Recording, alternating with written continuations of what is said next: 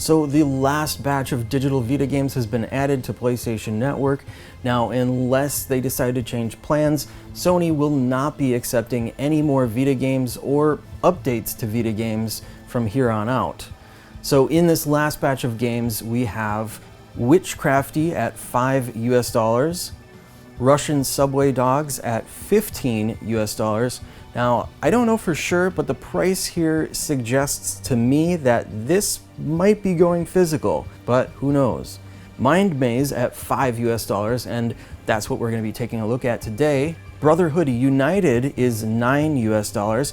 Again, that price might say something about a possible physical release, but not only that, I had a bit of a back and forth with the developer, and let's just say that they were in a position where they could not confirm nor deny a physical release. Now, I don't know about you, but if I were the developer and I knew this wasn't getting a physical release, I would definitely deny it, because I would want people to buy the digital version while they can and not try to hold off for some physical game that'll never happen. But again, who knows? Now, there are 2 more games, but unfortunately they aren't on the North American store yet. We don't even know if they ever will be, but those games are Killer Dolls and Ultra Mission. However, if you're able to access the European store, you'll be able to grab them there. Also, I want to mention a whole bunch of Vita games are on sale now too. I just bought Shakedown Hawaii for $8, and I know that sale is also going on in Europe. And Shakedown Hawaii I already have the physical version, but it is a great game to own digitally because it is cross-buy with the Vita, PlayStation 3, PlayStation 4, and PlayStation 5. You're getting 4 versions of the game. And the PlayStation 5 version has its own trophy list with a platinum. So I'm going to be playing through that again.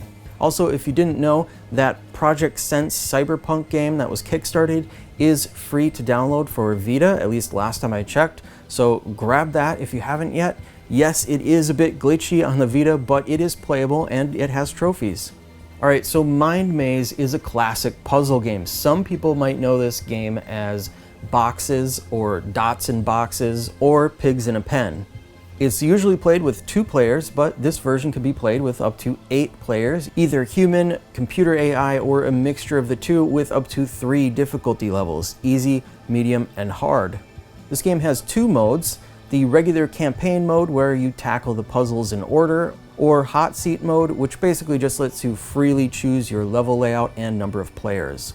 The basic campaign consists of 50 different levels or grid layouts, and these are split up into 2 courses of 25 levels each, a basic course and triplex course. It looks like triplex is just basically the more complex level layouts. Under the campaign mode, you'll only be playing against 1 computer player.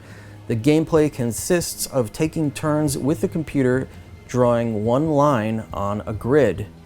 If your line completes a box, you claim that box with a marker and get an extra turn. So at first, you'll just be taking turns with the computer to fill the board with as many lines as you can without giving the other player the opportunity to close in a box and claim it. Once all of those lines are filled in, that's when the real strategy begins.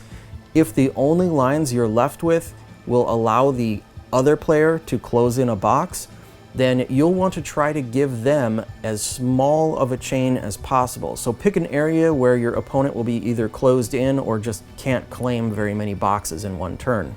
And this strategy kind of goes back and forth until all of the boxes have been claimed. Whoever has the most points wins the game. The gameplay strategy can get a bit deeper as you get better.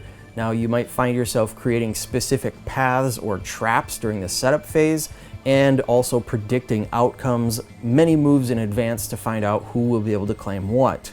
So it does get a little deeper, but the basic principle is pretty easy to grasp. If you didn't get that here, then usually within a couple games you'll get a better understanding of how it's played. As far as the trophies or achievements go, basically you'll be completing all the campaign levels, and then you'll need to be able to defeat at least 2 computer AI players on hard mode, which isn't too bad, especially if you limit yourself to one of the smaller stages. And the other accumulative goals will probably just come naturally while playing. The music is decent for a puzzle game. It doesn't really distract from what's going on. It's just basically there and lets you focus on the logic.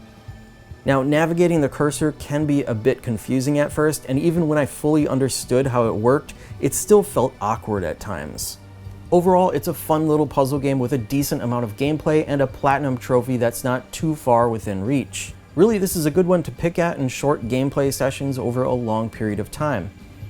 The game is available on PlayStation Vita, Nintendo Switch, Xbox, PlayStation 4, and PlayStation 5.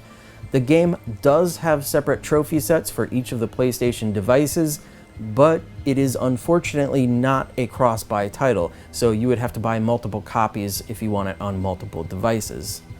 If you're picking this up on the Vita store, I would suggest you check out some of the other releases from the same publisher, Sometimes You, because most of their older games are discounted to just 99 cents, and there's some good stuff in there.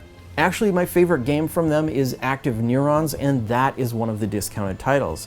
Alright guys, that's going to do it for today. Thank you for watching. Until next time, I will see you later.